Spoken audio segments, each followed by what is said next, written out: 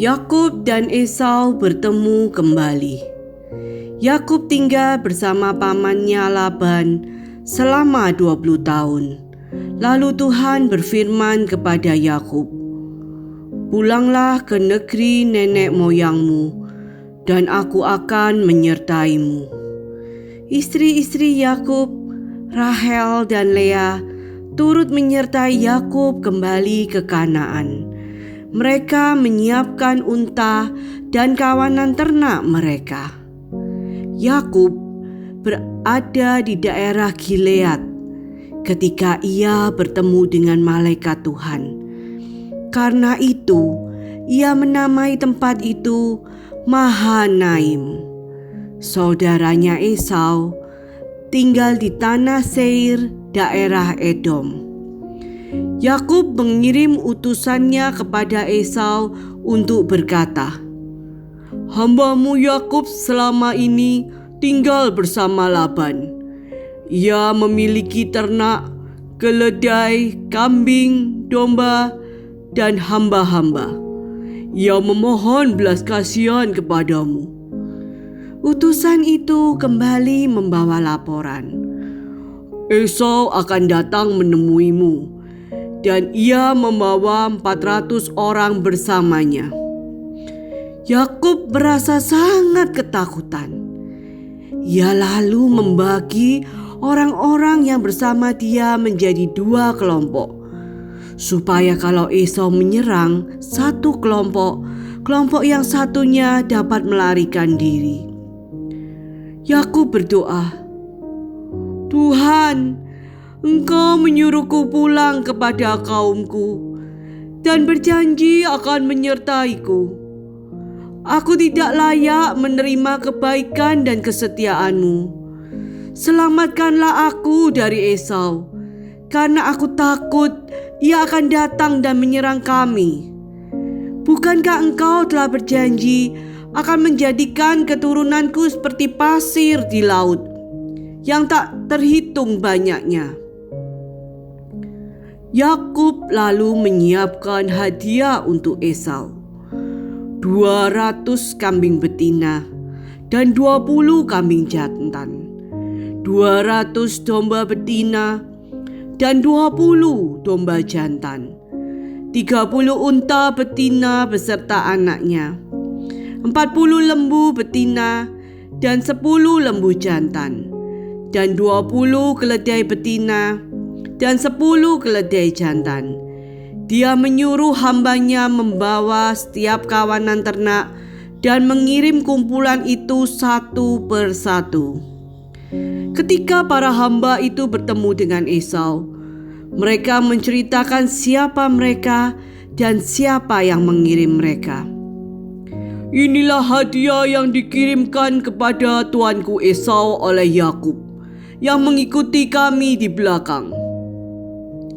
Malam itu, Yakub menyuruh keluarganya untuk menyeberang sungai Yabok, sementara ia tinggal seorang diri.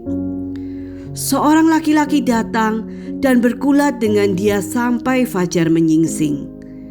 Ketika orang itu melihat bahwa ia tidak dapat mengalahkannya, ia memukul sendi pangkal paha Yakub sampai tergilir. Lalu ia berkata, "Biarkan aku pergi, karena fajar sudah menyingsing." Yakub menjawab, "Aku tidak akan melepaskanmu jika engkau tidak memberkati aku." Orang itu lalu berkata, "Namamu bukan lagi Yakub, melainkan Israel, karena engkau telah berkumpul melawan Allah dan manusia, dan engkau menang." Lalu ia memberkati Yakub. Yakub menamakan tempat itu Peniel. Katanya, "Aku telah melihat Allah berhadapan muka, tetapi nyawaku tertolong." Yakub menjadi pincang karena pangkal pahanya. Kemudian ia melihat Esau dan 400 orang pengiringnya datang mendekat. Yakub menempatkan hamba perempuan dan anak-anak mereka di tempat paling depan, lalu Lea dan anak-anaknya, kemudian Rahel dan Yusuf paling belakang. Lalu ia maju dan sujud sampai ke tanah sebanyak 7 kali, hingga ia sampai ke dekat kakaknya. Esau berlari menemui Yakub dan memeluknya. Dipeluknya dan diciumnya adiknya itu. Dan mereka pun menangis. Yakub lalu memperkenalkan anak-anaknya, istrinya, dan para hambanya kepada Esau. "Inilah anak-anak yang Allah anugerahkan kepada hambamu ini," kata Yakub. "Apa artinya segala ternak yang kutemui sebelumnya?" tanya Esau. "Untuk mendapat belas kasihmu, tuanku," jawab Yakub. Esau tidak mau menerima hadiah Yakub, namun Yakub terus membujuknya.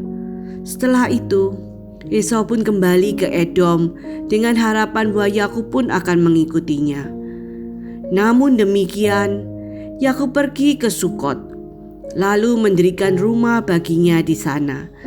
Dari sana ia pindah ke Sikem, di mana ia mendirikan mezbah bagi Allah. Allah kemudian menyuruh Yakub pergi ke Betel, tempat di mana Allah berjanji untuk menyertainya. Yakub taat dan ia mendirikan mezbah bagi Allah di sana. Kemudian ia menyuruh semua keluarganya untuk menyerahkan segala dewa-dewa asing mereka dan anting-anting di telinga mereka. Lalu Yakub menguburkannya di bawah pohon besar dekat Sikem. Allah mengatakan pada Yakub bahwa nama barunya ialah Israel, dan Allah akan memberikan tanah ini kepadanya, dan keturunannya akan menjadi sebuah bangsa yang besar. Yakub lalu meneruskan perjalanan ke selatan. Ketika mereka mendekati Efratah, istrinya Rahel melahirkan anaknya laki-laki. Namun Rahel meninggal dunia. Anak itu diberi nama Benyamin. Rahel dikuburkan di Efratah dan Yakub mendirikan tugu di atas kuburnya.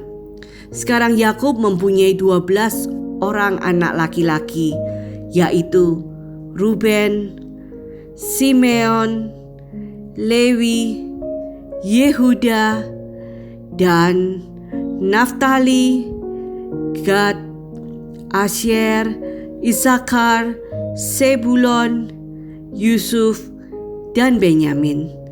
Yakub lalu melanjutkan perjalanan ke Mamre, di mana ayahnya Ishak berada. Ketika Ishak meninggal dunia, Yakub dan Esau datang dan menguburkan dia.